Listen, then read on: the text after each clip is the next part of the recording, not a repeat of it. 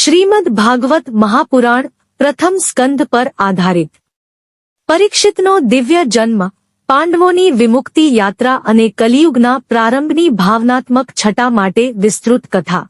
કુરુક્ષેત્ર પછીનું શાંત ભવિષ્ય. મહાભારત યુદ્ધ સમાપ્ત થઈ ગયું છે.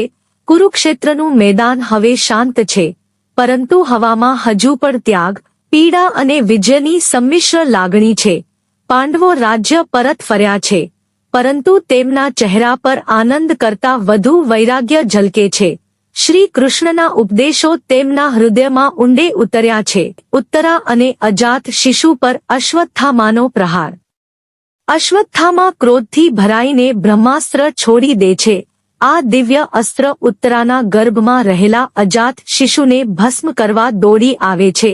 સમગ્ર રાજમહેલમાં ભય ફેલાઈ જાય છે. ઉત્તરા શ્રી કૃષ્ણને શરણાગત થઈને રડે છે. શ્રી કૃષ્ણનું દિવ્ય રક્ષણ. શ્રી કૃષ્ણ પોતાની યોગમાયા દ્વારા બ્રહ્માસ્ત્રને નિષ્ફળ કરે છે. તેઓ અદૃશ્ય સ્વરૂપે ગર્ભમાં પ્રવેશ કરે છે અને શિશુને રક્ષણ આપે છે. શિશુ શ્રી કૃષ્ણના તેજસ્વી સ્વરૂપને જુએ છે. આ શિશુ છે પરીક્ષિત, જે ભગવાનને જોઈને જન્મ લે છે. પરીક્ષિતનો દિવ્ય જન્મ. પરીક્ષિતનો જન્મ થાય છે. સમગ્ર હસ્તિનાપુર આનંદથી ઝૂમી ઉઠે છે. ઋષિઓ અને મહાત્માઓ આગાહી કરે છે કે આ શિશુ ધર્મનો રક્ષક અને ભગવાનનો પરમ ભક્ત બનશે. બાળક જન્મથી જ ભગવાનની શોધમાં રહે છે. દરેક ચહેરામાં શ્રી કૃષ્ણને જોવાનો પ્રયત્ન કરે છે.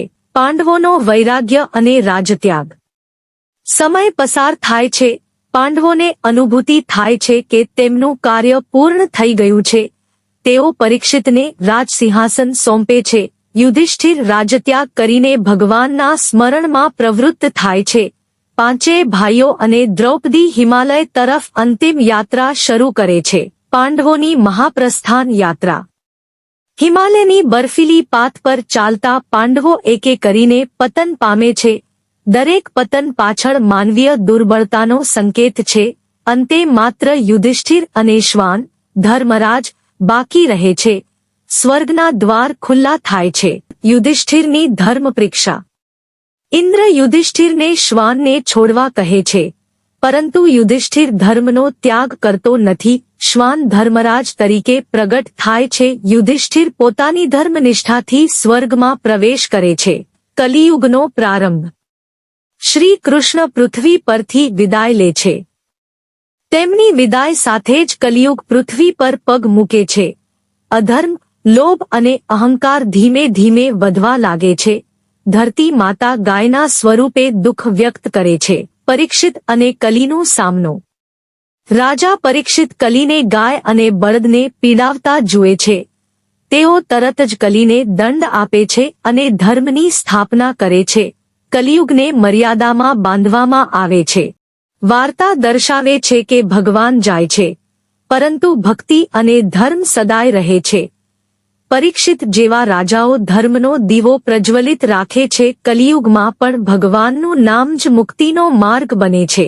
જો તમે શ્રી કૃષ્ણને પ્રેમ કરો છો અને તેમના દિવ્ય ઉપદેશોને જીવનમાં ઉતારવા માંગો છો, તો શ્રીકૃષ્ણ વાણી તમારી માટે જ છે. લાઇક, શેર, સબસ્ક્રાઇબ કરો અને નોટિફિકેશન બેલ દબાવો જેથી કોઈ નવી વાણી ચૂકી ન જાઓ. હરે કૃષ્ણ.